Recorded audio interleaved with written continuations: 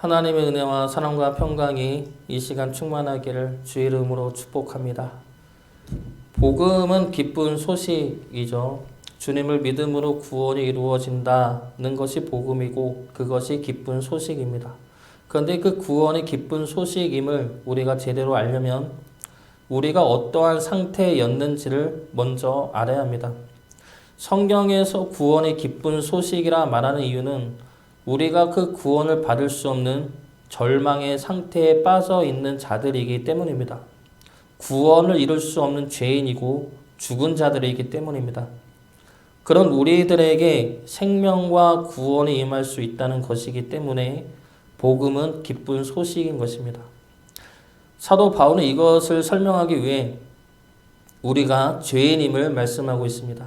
그 내용이 오늘 읽은 18절부터 이어지는 말씀입니다. 오늘 말씀으로 끝나는 말씀이 아니라 오늘 말씀은 이방인들, 로마인들의 죄에 대한 말씀입니다. 그리고 2장부터는 유대인들을 포함한 세상 모든 이들의 죄에 관한 말씀이 계속 이어집니다. 그래서 오늘부터 몇 주 동안은 계속해서 죄에 대해 보게 될 것입니다.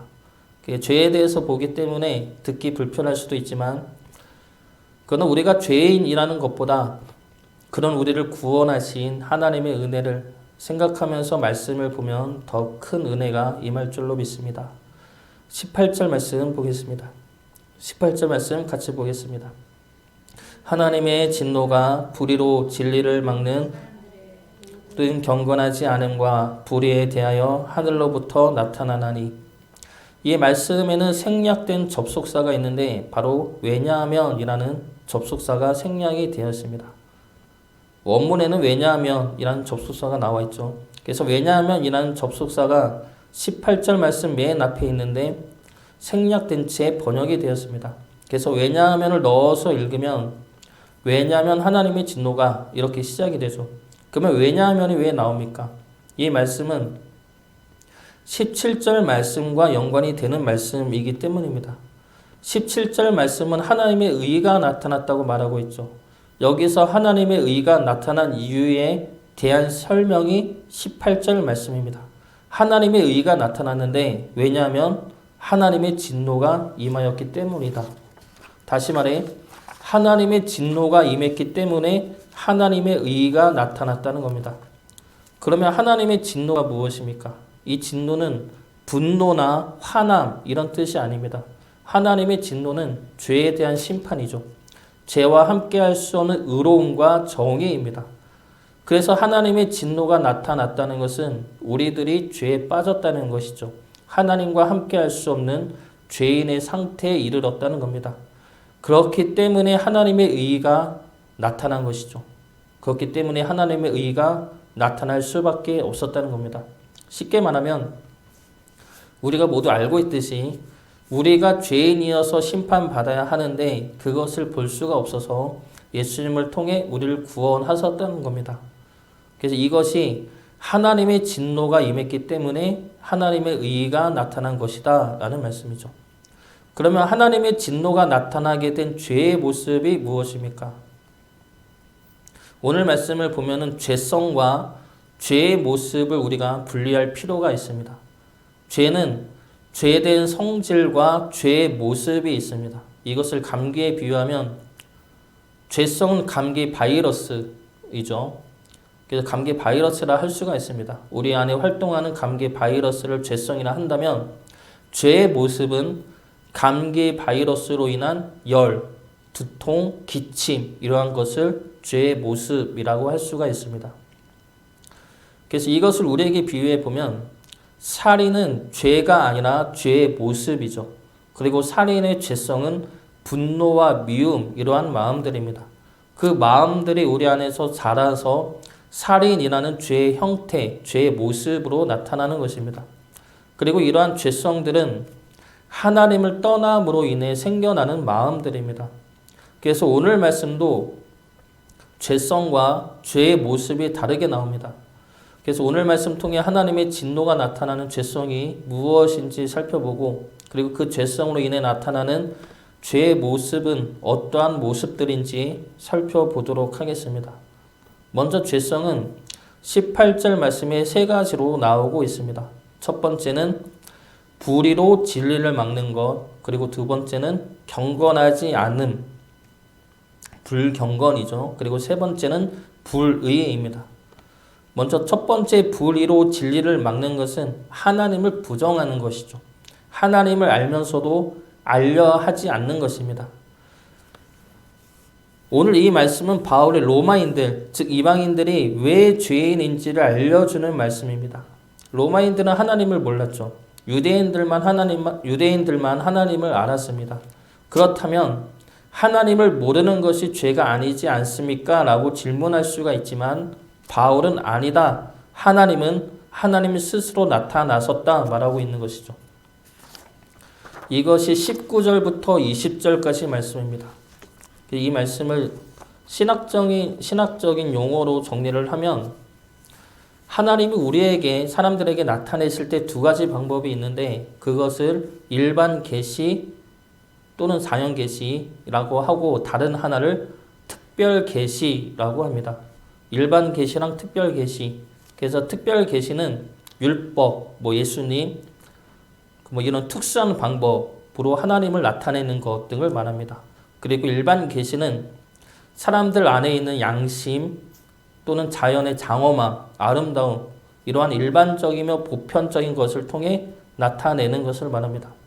그래서 지금 사도 바울이 이야기하는 것은 너희들은 이방인들이라 특별 계시를 받지 않아 하나님의 이름을 모른다고 하지만 하나님은 일반 계시를 통해 너희들에게도 모든 세상 사람들에게도 분명하게 나타나셨다. 그러니 너희가 하나님의 이름을 몰랐다고 핑계 댈 수는 없다라는 겁니다.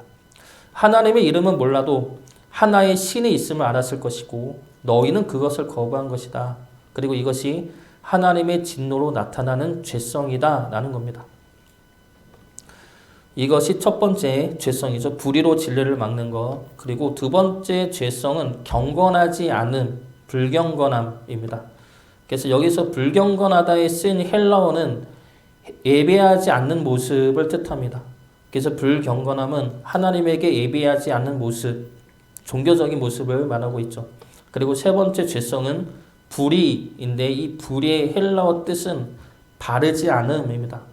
이 바르지 않음 역시 도덕적인 모습이 아니라 하나님과의 관계에서 보아야 하고 그렇게 볼 때 이 불의는 하나님의 마음을 떠난 마음, 하나님의 마음을 담지 않은 마음이 되는 것입니다. 그래서 하나님의 마음을 떠나는 것이 죄성이라는 것이죠. 다시 정리하면 죄성은 세 가지인데 불의로 진리를 막는 것, 불경건, 불의입니다. 이것을 쉽게 풀어보면 하나님을 거부하고 하나님에게 예배하지 않는 것이고 하나님의 마음을 떠난 것입니다. 이 예배는 우리가 여기 와서 드리는 예배가 아니라 하나님 앞에 하나님을 인정하고 경외하는 마음이죠. 평소에 하나님을 예배하지 않는 그 모습을 말합니다. 그래서 이것이 죄성인데 아까도 이야기했듯이 죄는 우리 안에 죄성이 자라나 죄의 모습으로 표출된다고 하였습니다. 그래서 이러한 죄성이 자라나 나타나게 된 죄의 모습이 무엇입니까?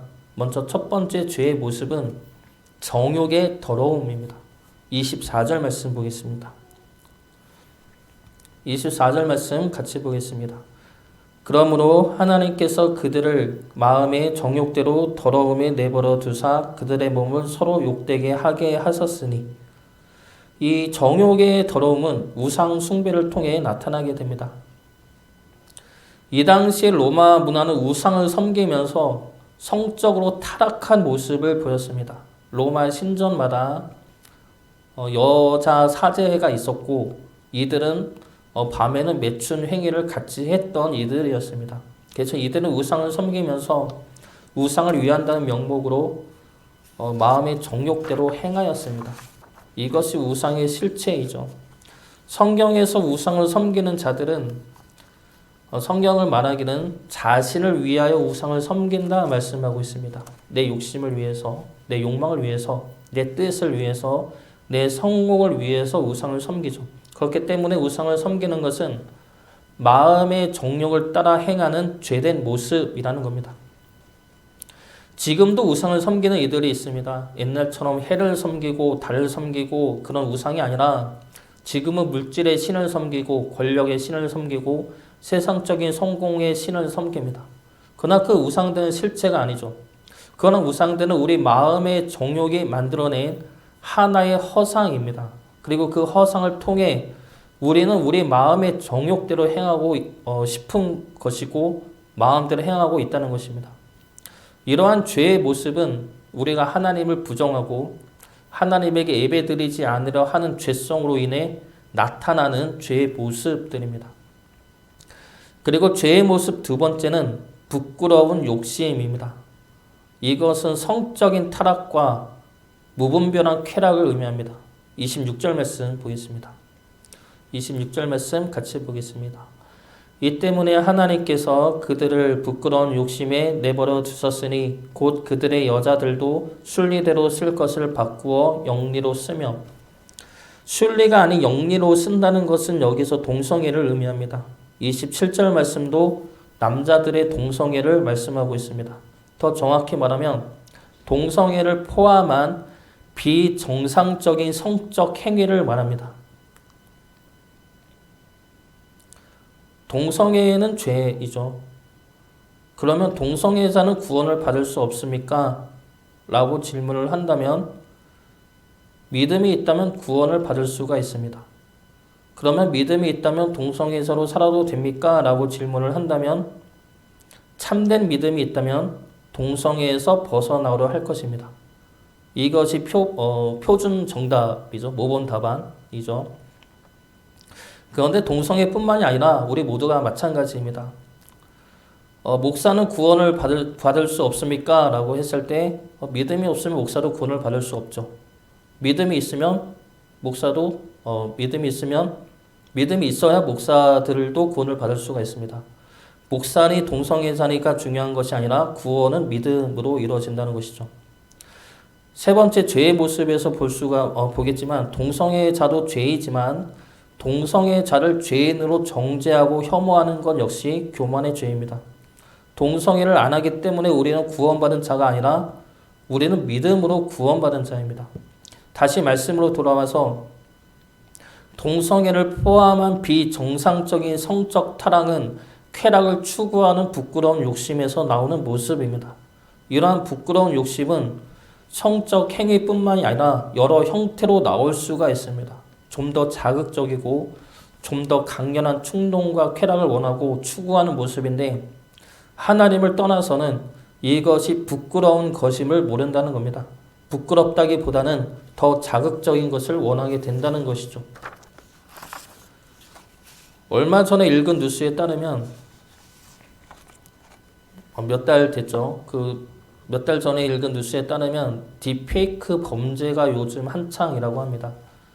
그 딥페이크는 AI로 사람의 얼굴 사진을 합성해서 동영상을 만드는 기술을 말합니다. 그런데 이 기술을 10대 청소년들이 반 친구들이나 선생님 사진으로 야한 동영상을 만든다는 겁니다.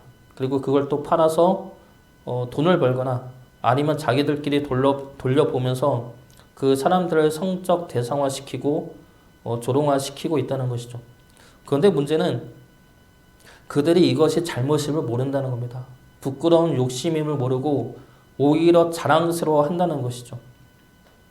이것이 두 번째 부끄러운 욕심으로 나타나는 죄의 모습들입니다.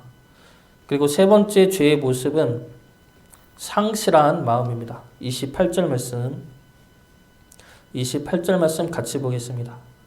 또한 그들이 마음에 하나님 두기를 싫어하며 하나님께서 그들을 그 상실한 마음대로 내버려 두사 합당하지 못한 일을 하게 하셨으니, 상실한 마음은 불의의 모습으로 나타납니다. 이것은 하나님의 의와 반대되는 모습이죠. 하나님의 의를 떠남으로 불의의 모습으로 살아가는 것을 말합니다. 이러한 불의의 구체적인 모습이 29절부터 31절까지 말씀입니다. 29절부터 31절까지 말씀 제가 읽어보도록 하겠습니다. 곧 모든 불의, 추악, 탐욕, 악의가 가득한 자요, 시기, 살인, 분쟁, 사기, 악독이 가득한 자요, 수근수근하는 자요, 비방하는 자요, 하나님께서 미워하시는 자요, 능욕하는 자요, 교만한 자요, 자랑하는 자요, 악을 도모하는 자요, 부모를 거역하는 자요, 우매한 자요, 배약하는 자요, 무정한 자요, 무자비한 자라. 이러한 자들은 우리 모두이죠. 어떤 것은 하고 어떤 것은 안 한다 말할 수가 있지만 중요한 것은 하나라도 하면 하나님 앞에서 죄라는 겁니다. 그리고 그 죄의 정도도 우리 기준이 아니죠. 예를 들어 탐욕도 우리들 기준으로는 그리 많은 탐욕이 없다 생각할 수가 있습니다. 미워하는 것도 그리 많은 이들을 미워하지 않으니 그렇게 큰 죄를 짓고 있다 생각하지 않을 것입니다. 남들에 비하면 우리는 미워하는 것도 아니죠. 그런데 이러한 죄의 기준은 우리가 아니라 하나님에게 있다는 것입니다. 사람들과의 비교가 아니라 하나님 앞에서 하나님의 기준으로 판단해야 할 죄라는 겁니다. 하나님 앞에서 보면 어떻습니까? 미움이라는 것 자체가 있어서는 안 되죠. 탐욕 자체도 있어서는 안 됩니다. 누군가 맛있는 것을 먹고 있으면 나도 먹고 싶다라는 마음 자체가 있어서는 안 된다는 겁니다. 그것이 탐욕이죠. 그러면 어느 누가 탐욕 없는 자가 있겠으며 죄인 아닌 자가 있겠느냐라는 것입니다. 그래서 결론은 우리 모두는 죄인이죠. 그래서 하나님의 진노를 우리 모두는 피할 수 없다는 겁니다. 그렇기 때문에 하나님의 의가 나타나게 되었다는 것이죠. 다시 정리하면 죄의 속성은 세 가지입니다. 불의로 진리를 막는 것, 불경건, 불의. 이것은 하나님을 부정하고 하나님에게 예배드리지 않고 하나님의 의를 떠난 마음입니다.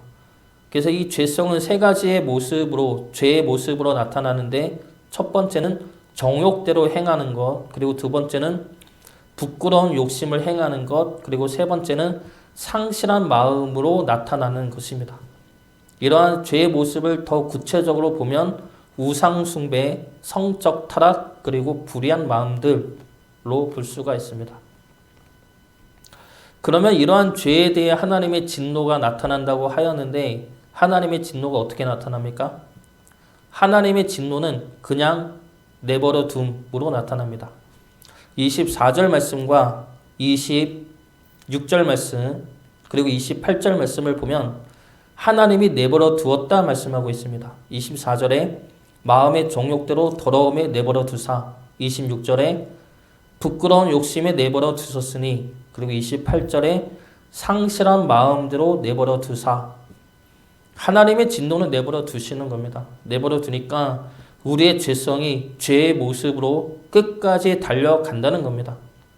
우리는 믿음 생활하면서 하나님 뜻대로 사는 것에 힘들어할 때가 있습니다. 그러면서 드는 생각이 하나님이 나를 내버려 뒀으면 좋겠다라고 생각할 때가 있다는 것이죠. 그런데 하나님이 우리를 내버려 두면 이러한 모습들이 나온다는 겁니다. 성적으로 타락하고 우상들을 섬기고 미신들에 넘어가고 시기와 질투와 사기와 살인과 능욕과 교만과 자랑하는 더러운 모습들이 나온다는 겁니다. 거짓말도 처음이 어렵지 두 번째부터는 쉽습니다. 예배도 처음 빠지는 것이 어렵지 한번 빠지기 시작하면 빠지는 것에 큰 고민이 없습니다. 남들 미워하고 시기하고 질투하는 것도 한번 빠지면 그 쾌락에서 벗어나기가 어렵습니다. 우리 죄성이 그렇다는 것이죠. 우리 죄성이 자꾸 하나님과 반대되는 곳으로 우리를 끌고 간다는 겁니다. 하나님을 인정하지 않는 마음들이 내 정욕을 채우려 하고 하나님께 예배하지 않는 마음들이 나를 높이고 내 욕심을 위해 살아가게 하고 하나님의 의를 떠난 마음들이 나만 상처 입었다는 상실한 마음으로 그래서 불의를 행하는 모습으로 나아가더라는 겁니다. 그래서 하나님의 의가 나타날 수밖에 없는 것이죠. 하나님의 사랑과 은혜가 우리를 하나님의 진노 가운데 내버려 둘 수가 없어서 예수님을 보내신 것입니다.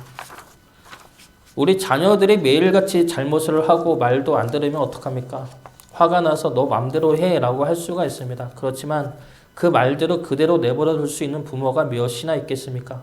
내버려 두면 편한데 내버려 둘 수 없는 것이 자식들이죠. 우리를 향하는 하나님의 의의가 이러한 마음입니다. 우리가 하나님을 모르고 하나님을 부정하고 하나님의 마음을 떠나 내 마음대로 살아가도 그래서 내버려 두었다가도 다시 우리를 부르시는 것이 하나님의 마음이고 하나님의 의의고 하나님의 사랑입니다. 호세아 11장 8절 말씀입니다. 에브라임이여 내가 어찌 너를 놓겠느냐 이스라엘이여 내가 어찌 너를 버리겠느냐 내가 어찌 너를 아드마같이 놓겠느냐 어찌 너를 스보임같이 두겠느냐 내 마음이 내 속에서 돌이켜 나의 국률이 온전히 불붙듯 하도다. 하나님은 우리를 내버려 둘 수 없으신 분입니다. 그래서 우리를 붙드시고 우리를 건져내 주십니다. 그분의 간섭이 우리에게는 통제나 억압이 아니라 은혜이고 사랑입니다. 그분의 은혜와 사랑 안에 거함으로 우리 안에 죄성이 아닌 성령 충만함을 입는 주의 자녀 되시기를 주의 이름으로 축복합니다.